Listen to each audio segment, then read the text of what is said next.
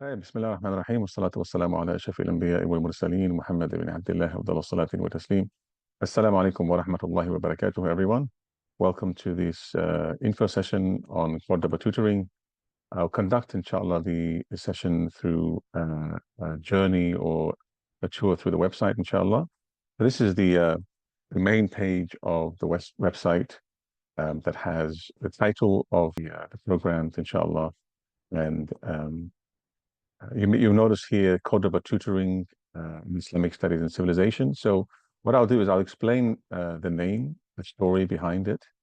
For many years, I've been thinking of developing an academy for high school students between years 10, 11, and 12, but also early university students. And generally speaking, any young adult who feels that they don't have this kind of knowledge and background.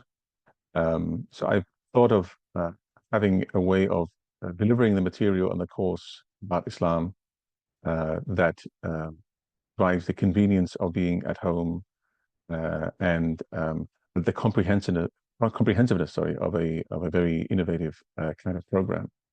And I thought back to the various great moments in Islamic civilization um, where we feel as Muslims proud that something quite distinct and unique happened, not just for Muslims, but for humanity and for the world.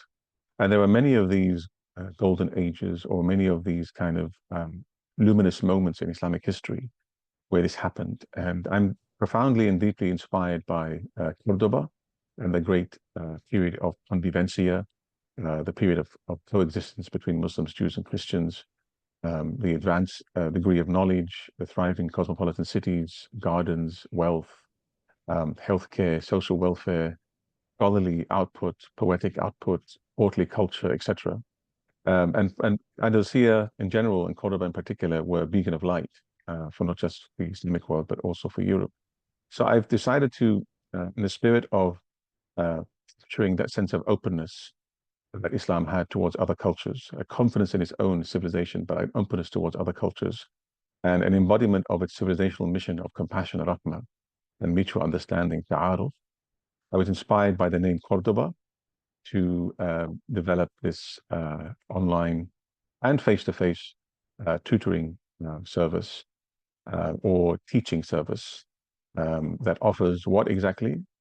So the title is Islamic Studies and Civilization, and Islamic Studies and Civilization means that the program not only offers what you would normally receive in an Islamic studies program, but also Islamic civilization. And that means that you get a comprehensive understanding of the religious, ethical, spiritual, cultural, intellectual, social, political, economic developments that produce Islamic civilization. Many of us are familiar with the study of Quran, Hadith, and Fiqh, and Sirah, and Aqidah. But less of us, not many of us, are familiar with the way in which Islam or these core Islamic subjects or these core Islamic values and principles transformed every aspect of life and produced a flourishing civilization, not only for Muslims, but also for non-Muslims who lived within it, and also through very interesting cross-cultural exchanges and encounters, it positively impacted humanity. And so it's this story, the story of Islam as a religion and a civilization, that I want to convey in these courses. So what's unique about it is this combination of Islamic studies and civilization. What's also unique about it is that it's delivered at a developmental stage that's adequate to the student. So it's developed, for high school students, there'll be a special cohort. For young adults, there'll be a different cohort or group. And the material will be delivered slightly differently for different audiences. But like I said, it combines and it brings together all aspects of Islam as it manifests as a civilization. So just give you some examples in art and architecture, in the sciences, in medicine, society, economy. It shows how that great spiritual impulse of Islam led to great discoveries in science, inventions. It also led to development of complex social systems different aesthetic sensibilities, and cross-cultural encounters. And so in that way, there's a relationship between two, let's say, two aspects. There's a core for Islamic studies, and you can see that in the diagram here, and tafsir, hadith, fiqh, usul, aqidah, etc. And the what I call the orbital subjects, the different linguistic, cultural diversity of the Islamic world, the different dynasties, the architecture, the aesthetics, the Madistans, the hospitals that were developed, the knowledge institutions, etc., and the way they interacted. Because any civilizational revival today by Muslims, any new leadership that needs to be developed in the Islamic world, any new Muslim youth today who want to really contribute to a civilizational revival have to not only be familiar with the core of Islam, which is its Quran, its Hadith, its fiqh, its Aqidah, but also the ways in which these have transformed human history and culture in the past, so that we can understand how that's still possible today and in the future moving forward. Right? So the aspect of the relationship between these two is unique to this program. And so in that sense, then, what I'm suggesting, what I want to offer is a comprehensive course on everything you need to know about Islam, its religious sciences, its glorious civilization, and its continued relevance today. And in that sense, then, the course covers a wide range of topics and subjects. It's aimed at a wide-ranging audience, from high school students, as you can see here on the list of potential students, any mature, educated adult Muslim interested in this material, any high school student who's in an Islamic school or not in Islamic school who wants to learn about this because they don't really cover this material in schools. Also, converts, reverts, newcomers to Islam interested in an in-depth contextual study of Islam, homeschooling parents and teachers, or homeschooled students. Really, it's aimed at a variety, a wide range of students. And like I said, there'll be a separate class if there's sufficient number of students from year 11, 10, 11, and 12. There'll be a separate class for them, separate from the adult class, inshallah. And what the students will cover in the course, and this, I will go back to a breakdown of the course a little bit later, but essentially the course covers, if we go down to the breakdown here, actually, it covers the core Islamic sciences, and tafsir, hadith, fiqh, aqidah, and tazkiyah.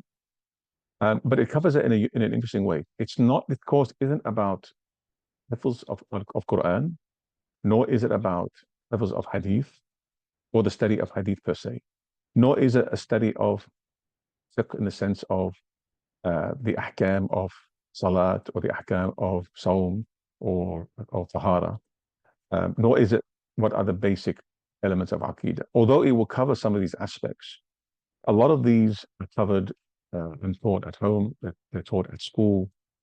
What I'm aiming to do here is cover the actual sciences themselves, the science of Quran, the science of hadith, the science of fiqh and aqidah. And while that will contain elements of aqidah, elements of fiqh, elements of hadith, it's not meant to cover the fard ayn that every person needs to know in their aqidah, or the hadiths they need to memorize, right? It's not really aimed at doing that, although it will cover some of those aspects.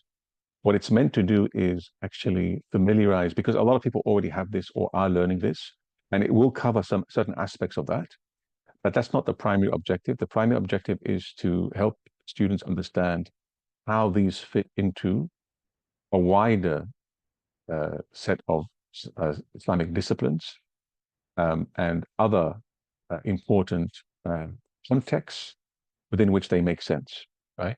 A lot of people study a bit of hadith, a bit of Quran, and the basic fiqh and aqidah, and then that's it. That's the extent of their Islamic education. Now that may allow one to perform salat, maybe know the difference between basic halal and haram, they memorize a few hadiths, etc. But without the broader sciences within which they make sense and have meaning, without the broader sciences that produce these ahkam and this form of knowledge, on its own, it's not sufficient to weather the storm that we call the challenges of the modern world today. So this is the way in which these core Islamic sciences will be taught. In addition to that, this core Islamic material will be taught against the backdrop of Islamic history. So the course takes a chronological development.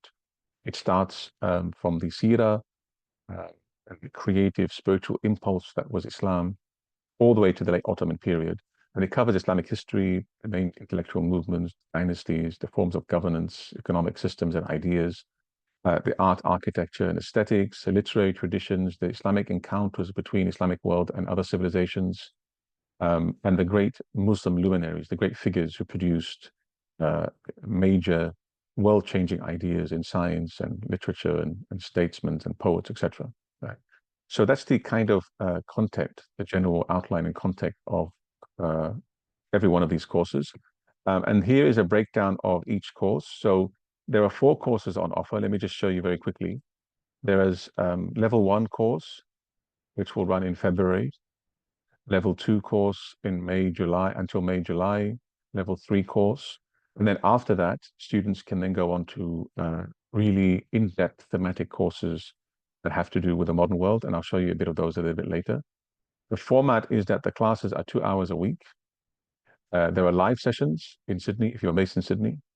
The live sessions will be at Mizan Avenue in Sydney around 7:30 on Wednesday. 7:30, I believe. And that's 2 hours. Or there'll be an online hybrid model where online you watch a video Monday to Friday, pre-recorded video, and then on the weekend we'll assign an hour session, discussion session with your group of students. That way, that gives the flexibility for students to access the course material remotely. And if you just navigate through the website, you can see the various types of courses. The first course in February is 4 weeks, and then the second and third one are 8 weeks each. They are structured around term times, school term times, so as not to conflict with any of the holidays.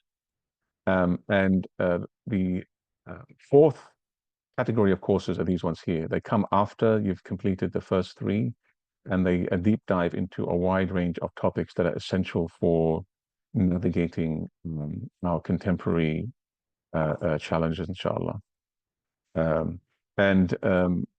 The enrollment process is quite straightforward. You in December will be opening enrollment. The first course, 4 weeks, and the pricing is there, inshallah. I hope I think I've covered everything, inshallah. I might take it off screen share and then stop recording, so that way we can kind of have a bit of a Q&A, inshallah. Once again, the assessments are flexible from general auditing of the course to creative assessments that may, or evaluations that may include a video on oral exam or oral examination, or a reflective piece or project. I imagine a lot of adults and parents may want to join without any of the assessment pieces, but for the high school students, the evaluations would be required. And the way the material is delivered is quite unique and innovative in the sense that the way it's pitched is quite different. The idea behind the course is to equip young Muslims today with a deep religious and civilizational understanding of Islam, to fill them with a sense of knowledge and pride in their tradition, but also with the conceptual, spiritual, and cognitive tools to then wield that knowledge and those perspectives in a more contemporary context. Right? Of course, that's a work in progress, and it always will be. So at the very beginning of the course, when we're looking at the seerah, we're also looking at the seerah as against the backdrop of Arabia. We're looking at the seerah as against the backdrop of the then clash of civilizations that's happening between the great empires. And we're looking at Islam's and how it emerges and is thrust on the plane of human history as a new impulse to transform humanity, right? So I'm looking at it from that deep mandate of Islam as the final revelation to humanity. Right? And in that sense, it's in that civilizational, let's say, deep civilizational sense, Muslims are able to recover the initial impulse of Islam as it emerges in human history, and as it changes and transforms society, culture, and every aspect of the world at the time. Because let's face it, Islam is not just for Arabs and Muslims and or Persians and Turks. Islam is for humanity. It's a healing for us all living on this globe, and it's intentionally sent and designed and to help humanity resolve its issues and problems until the end of day. And so, if we can't understand our own deen in this way, and then present it in this way, uh, and participate in this global conversation that's happening about the future of humanity, we're not really producing the right kind of Muslim youth and the right kind of leaders with that sense of ethical, moral, spiritual responsibility for the destiny of ourselves and humanity, inshallah. So that's in regards to that, Bismillah ta'ala.